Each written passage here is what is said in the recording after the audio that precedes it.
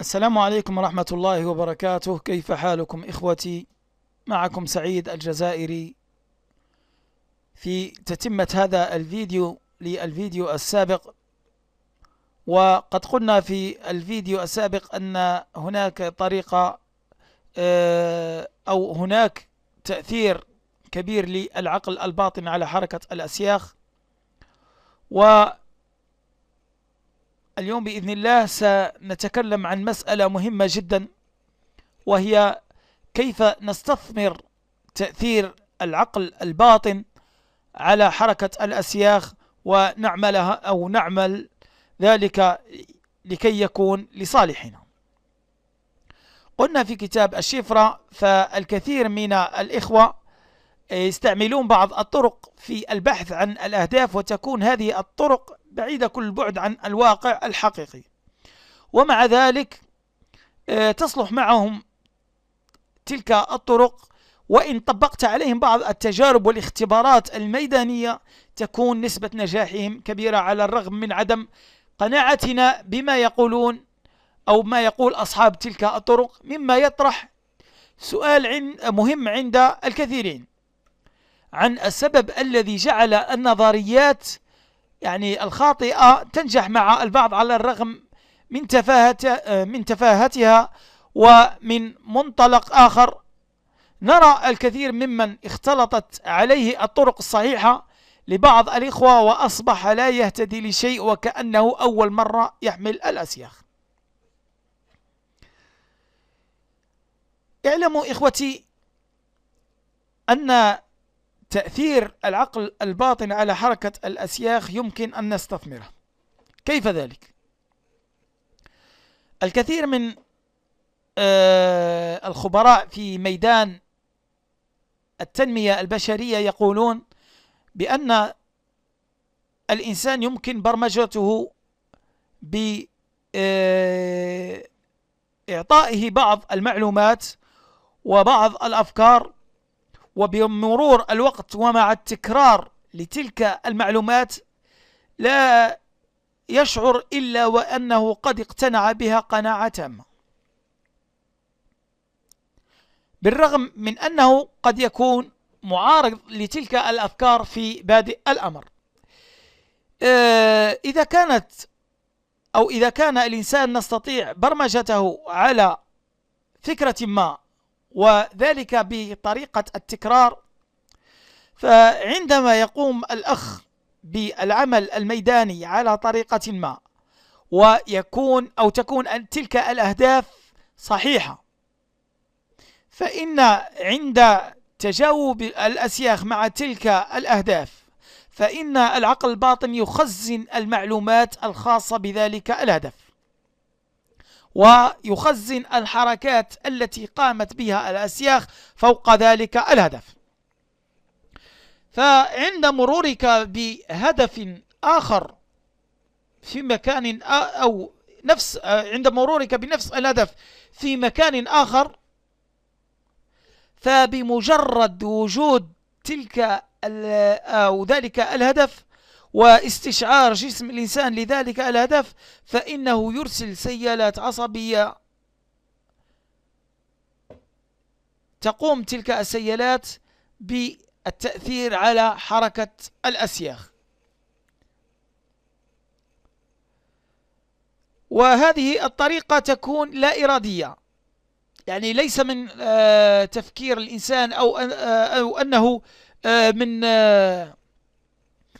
من باب أنه فكر في ذلك الشيء فأعطت الأسياخ نفس تفكير، بل هو تلقائيا وبدون تفكير في تلك المسألة سيلاحظ أن الأسياخ تعطيه نفس الحركات التي تدل على الهدف الحقيقي. وقد قام الكثير من العلماء بوضع بعض التجارب، وهذه التجارب نستطيع أن نستفيد منها الفكرة العامة لهذا الكلام الذي نتكلمه.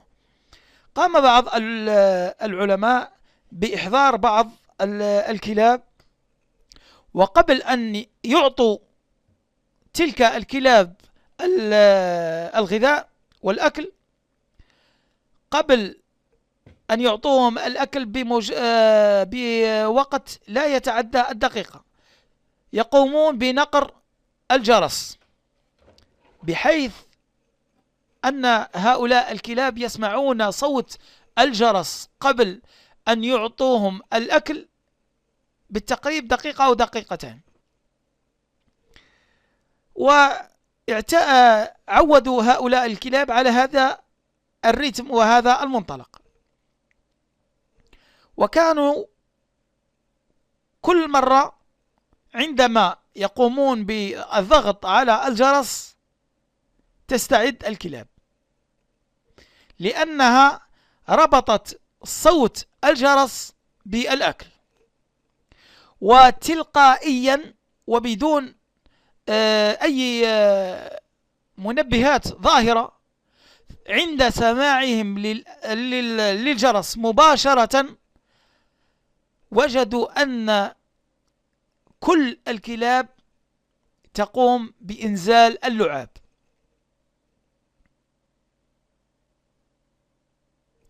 فقاموا بتجربة بحيث أنهم قاموا بالضغط على الجرس ولم يعطوهم الأكل.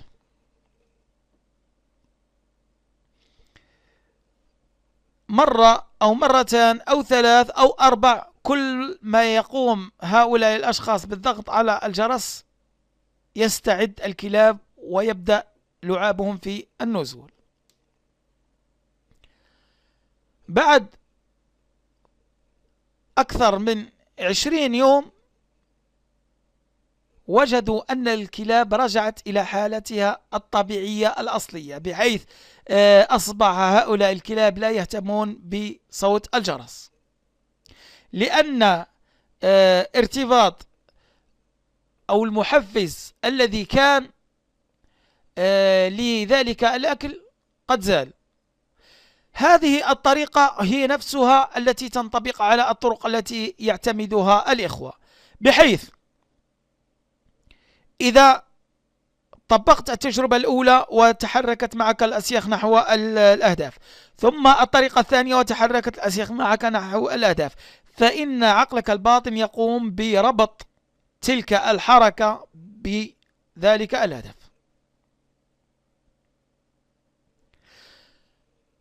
وبمرور الوقت ستشعر أن تلك الطريقة قد أصبحت جزءا منك، تستطيع وبكل أريحية وبكل سهولة كشف أهدافك، وذلك لأن عقلك الباطن قد تم برمجته على تلك الأهداف. هذا نفس الشيء للإخوة الذين يقومون بالبحث عن المياه الجوفية، فبمجرد مروره على المجرى المائي مباشرة يقف ويقول هنا مجرى مائي، دون أن يحمل في يده شيء. وما ذاك إلا لأن عقله الباطن قد خزن المعلومات الخاصة بهذا أو هذا العمل. وفي نفس الوقت الإخوة الذين يقومون كل مرة بتجربة طريقة من طرق الأخوة، فيقوم ببرمجة عقله على طريقة، ثم بعد ذلك يمحو تلك الطريقة ويبرمج طريقة أخرى، ثم بعد ذلك طريقة أخرى، ثم بعد ذلك طريقة أخرى، فلا يجد إلا أنه يقوم بخلط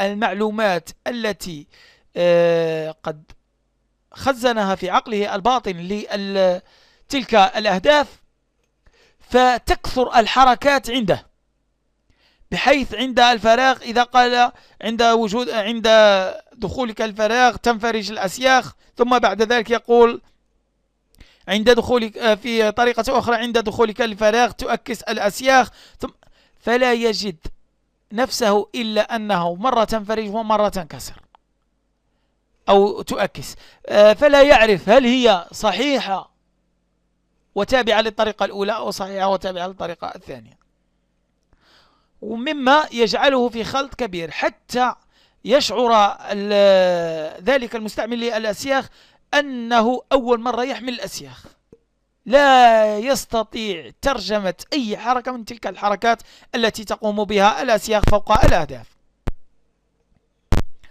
وقلنا عند تدقيقنا في هذه المسألة وجدنا كلام عند أحد العلماء يفسر ظاهرة تأثر العقل الباطن وترجمة العقل الباطن على حركة الأسياخ. هذا العالم هو العالم الشهير ألبرت أينشتاين، حيث علق على هذه الظاهرة والمبدأ العام لها بقوله: أعلم جيدا أن الكثير من رجال العلم يعتبرونها نوع من الخرافات، ولكن وفقا لقناعتي الشخصية فتلك النظرية غير صحيحة، بل هي أداة تتحرك نتيجة لرد فعل النظام العصبي الإنساني بطريقة غامضة لا زلنا نجهلها في وقتنا الحاضر. ومن هنا نجد أن النظام العصبي قد يكون له الدور الكبير في حركة الأسياخ، وأنه يتحرك وفق لقناعات المستخدم، بحيث إذا أكثر من تطبيق تجربة على هدف معلوم فإن المخ يقوم بتخزين شفرة تلك التجربة وحركة الأسياخ مع ذلك الهدف عند مرور الباحث بمنطقة فيها نفس التردد الخاص بذلك الهدف، فإن الجهاز العصبي يرسل سيالات عصبية تتجاوب معها الأسياخ بحيث تعطي نفس الحركات التي كانت تعطيها الأسياخ في الهدف الأصلي.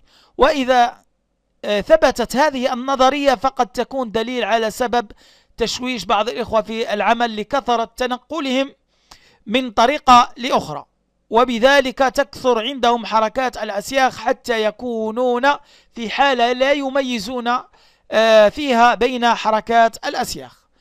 وختمنا هذه الفقرة بقولنا: ويبقى الموضوع محل بحث لمن أراد التعمق فيه وإعطاء تفسيرات أخرى، لأن هذا العلم لا يقتصر على بعض الأشخاص، فهناك من يستمد بعض الأفكار ليس من حركة الأسياخ فقط، ولكن من المحيط العام، لأن كل